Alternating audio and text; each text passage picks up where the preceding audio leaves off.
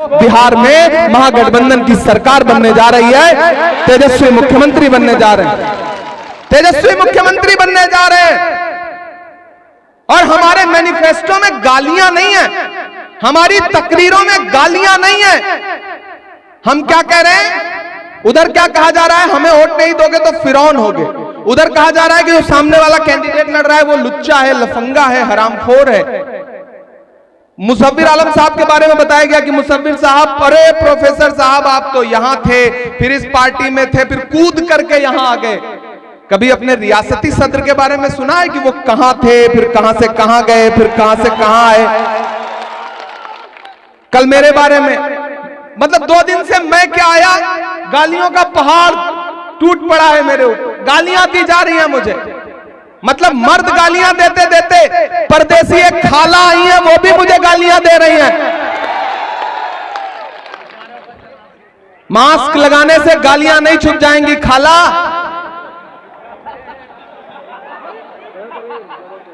मुझे गालियां दे रहे हैं, मेरा कसूर क्या है?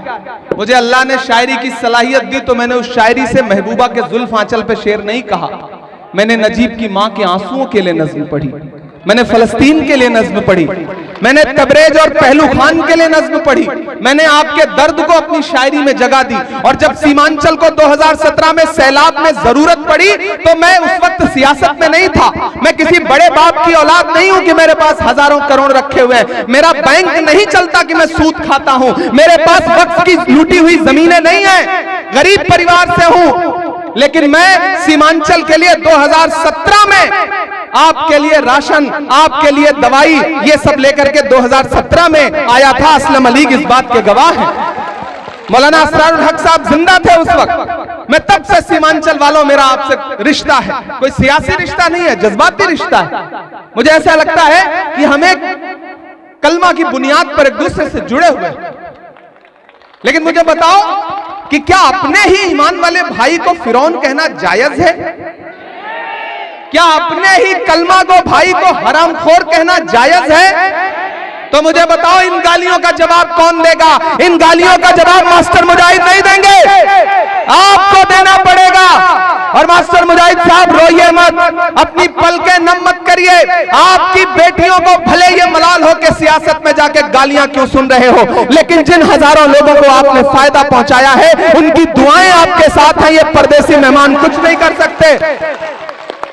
मैं गवाही देता हूं, मैं जमानत लेके कह रहा हूं, बड़ी बात बोल रहा हूं, सुनना कोचा धामन वालों, और इस बात को पूरे कोचा धामन में सीमांचल में पहुंचाना कि जब ये सरकार वक्फ लेकर के आई, वक्फ का बिल लेकर के आई, ये जो आज अपनी अपनी अपनी करने आए हैं, तो रात के 3 बजे पार्लियामेंट में उस बिल के खिलाफ बीमारी की हालत में सोनिया गांधी तुम्हारे लिए बैठी थी, तुम्हारे लिए वोट देने के लिए बैठी थी।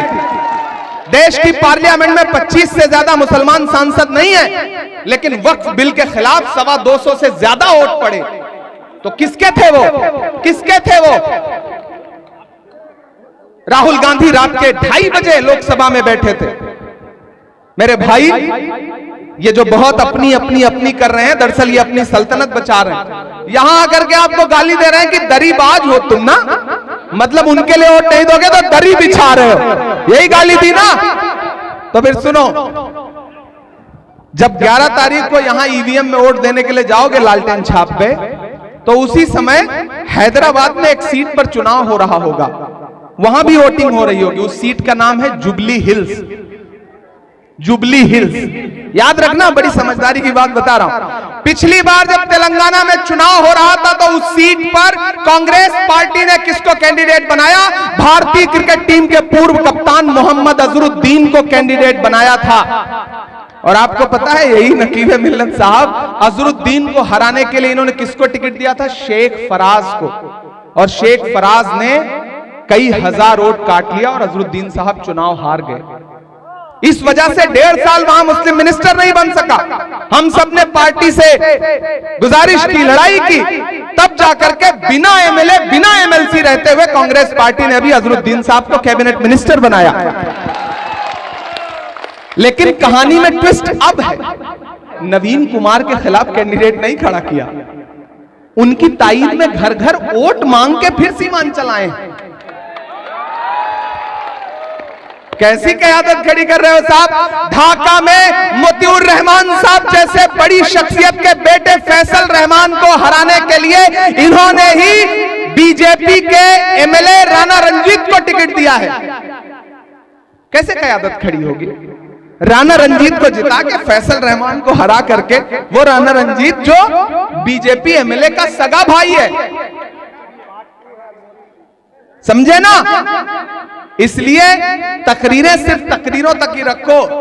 सरे मिंबर वो ख्वाबों के महल तामीर करते हैं, इलाजे गम नहीं करते, फकत तकरीर करते हैं।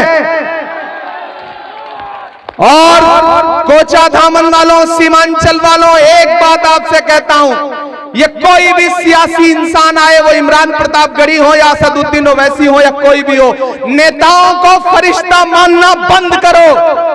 ये फरिश्ते नहीं है। जो आपको फिरौन बोले उससे पकड़ करके, उसका दामन पकड़ के, उसका गिरेबान पकड़ के पूछो कि हमें फिरौन कह रहे हो, तो क्या तुम फरिश्ते हो? तुम भी सियासतदान हो। 35 साल कांग्रेस के साथ सरकार में थे, मलाई काटते रहे। आज कहते हो कि जो कांग्रेस को और आरजेडी को वोट देगा वो दरी बिछाएगा। मेरे भाई, ये सरकार बनाने की लड़ाई है। मैं जो कह रहा था ना कि मैं मास्टर मुजाहिद साहब के लिए क्यों आया, किसी का शेर है कि हम सायादार पेड़ जमाने के काम आए और सूखने लगे तो जलाने के काम आए। कच्चा समझ के बेच न देना मकान को, शायद कभी ये सर को छुपाने के काम आए। मुझे वो दिन याद है कि जब कोरोना में लोगों की सांसें उखड़ रही थी। मुझे वो दिन याद है कि जब मास्टर मुजाहिद साहब सियासी तौर पर हमसे अलहदा थे, लेकिन इन्होंने मुझे एक बार फोन किया और इन्होंने कहा कि इमरान भाई, सऊदी अरब में मेरे सीमांचल के एक इंसान की लाश फंसी हुई है, किसी तरह आ सकती है क्या? मैंने कहा मैं भी मदद करता हूं। मुझे याद है कि जब बिल आया वक्फ के खिलाफ, मेरी तकरीर सुनी होगी आपने। खुदा ने जब मुझे सलाहियत दी और मैं देश की सबसे बड़ी पंचायत में पहुंचा, तो मैंने हाकिम की आंख से आंख मिला के पूछा कि हम ही को कातिल कहेगी दुनिया, हमारा ही कत्लेआम होगा, हम ही कुएं खोदते फिरेंगे, हम ही पे पानी हराम होगा।